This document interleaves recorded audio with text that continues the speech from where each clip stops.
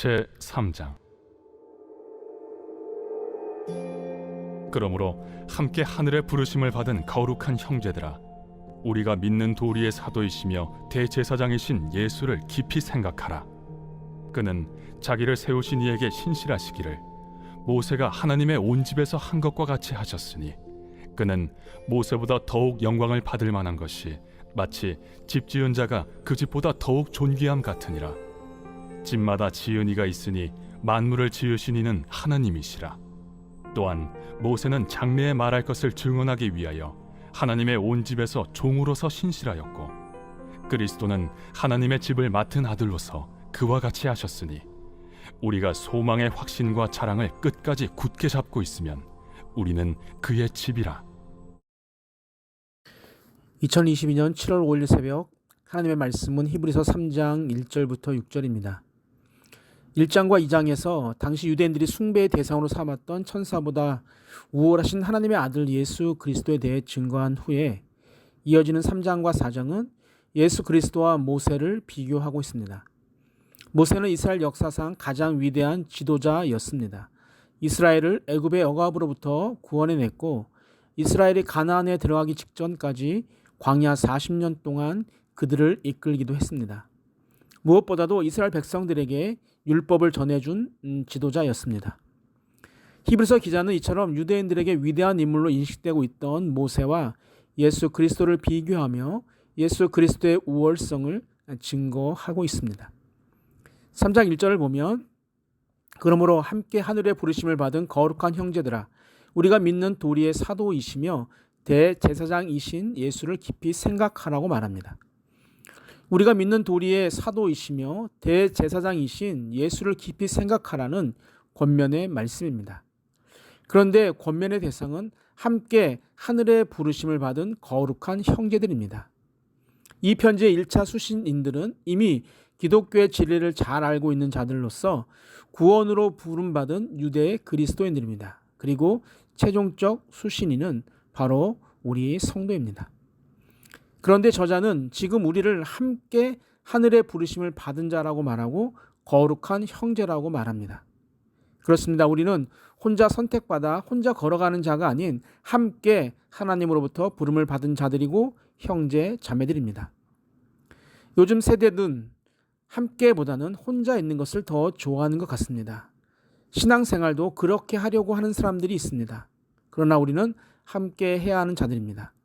함께 부르심을 받은에서 함께 받은으로 해석한 메토코이라는 이 단어는 기본적으로 함께 나누는 자, 동참하는 자, 동역자를 의미합니다.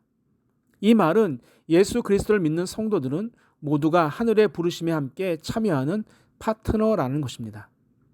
히브리서 기자는 이런 단어들을 통해서 시련 속에서 옛날로 돌아가려고 하는 유대 그리스도인들에게 너희들은 혼자가 아니라 함께하는 많은 동역자들이 동일한 싸움을 싸운다는 사실을 알게 하므로 힘들고 어려운 상황에서 쉽게 포기하지 않게 하려고 했습니다.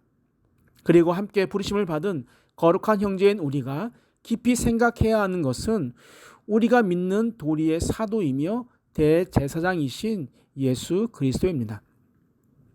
믿는 도리에로 번역한 단어는 고백하다, 인정하다, 시인하라라는 의미를 지닌 동사입니다. 이 말은 편지의 독자들이 이미 고백한 신앙일 수도 있고, 또한 공적 예배에서 예수를 그리스도로 선언하는 것과 관련된 것으로 우리가 신앙을 고백하는 것이라고 할 수 있습니다. 즉 예수 그리스도는 성도인 우리의 신앙 고백의 대상입니다. 그런데 신앙 고백의 대상인 예수 그리스도와 관련해서 두 가지 사실을 말하고 있어요. 바로 사도와 대제사장입니다. 사도란 대표, 사자란 뜻입니다. 예수 그리스도에 의해 파송받은 사도들을 나타냅니다. 그리고 본절에서는 하나님으로부터 파견된 전권 대사가 바로 예수 그리스도임을 강조하고 있는 것입니다. 대사가 지닌 권한은 첫 번째로 파견한 자의 권위를 대표한다는 거예요. 두 번째는 그가 전하는 말이 또 그를 파견한 자의 말이라는 것입니다.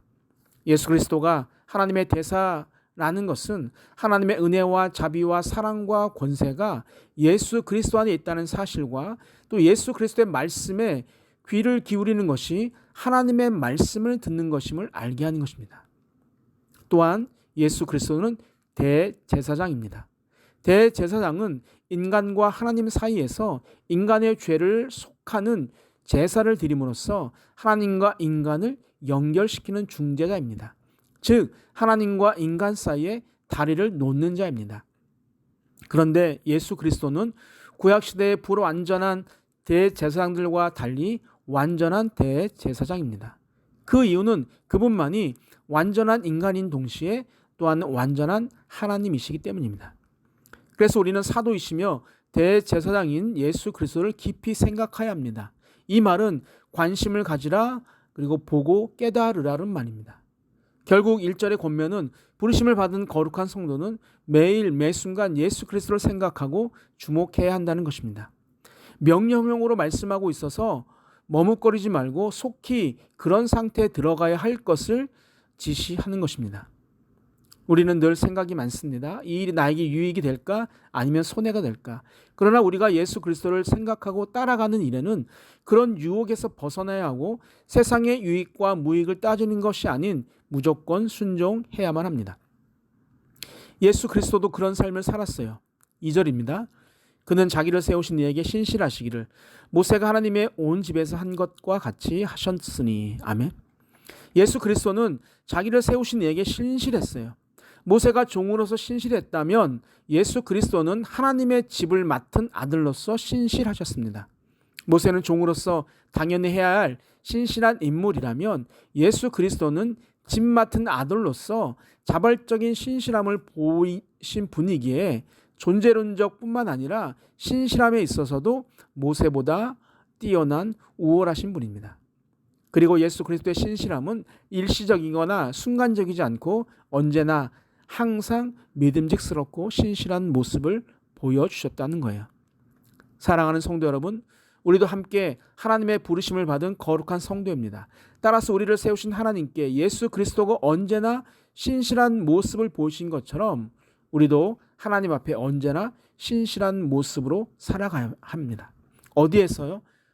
모세가 하나님의 온 집에 산 것과 같이 온 성도가 모인 교회 안에서 또한 성도가 함께하는 공동체 안에서 우리는 항상 신실하게 살아가야 합니다. 산들의 공동체가 그렇게 신실한 자들이 모일 때 하나님이 기뻐하시고 또한 하나님이 크게 사용하시는 교회가 될 것입니다. 우리 모두가 그 일에 아름답게 쓰임받게 되기를 주님의 이름으로 축복합니다. 아멘. 사랑의 하나님 아버지, 우리를 거룩한 형제로 불러주심에 감사드립니다. 거룩한 자들이 모인 교회 공동체 안에서 예수 그리스도가 신실하게 일을 감당하셨던 것처럼 우리도 맡겨진 사명을 신실하게 잘 감당하는 자들이 되게 하여 주옵소서. 더운 여름 날씨에 건강함으로 지켜주실 것을 믿고 기대하며 사랑이 많으신 예수님의 이름으로 기도하옵나이다. 아멘. 우리 함께 기도하겠습니다. 첫 번째, 하나님의 부르심을 받은 거룩한 자로 손색 없는 삶을 살아가게 하여 주옵소서. 두 번째, 하나님이 세우신 거룩한 교회에서 언제나 신실한 모습으로 섬기는 자가 되게 하여 주옵소서. 마지막, 산돌교회 성도님들의 건강과 사업장과 가정 위에 늘 함께하여 주옵소서. 우리 함께 기도하시겠습니다.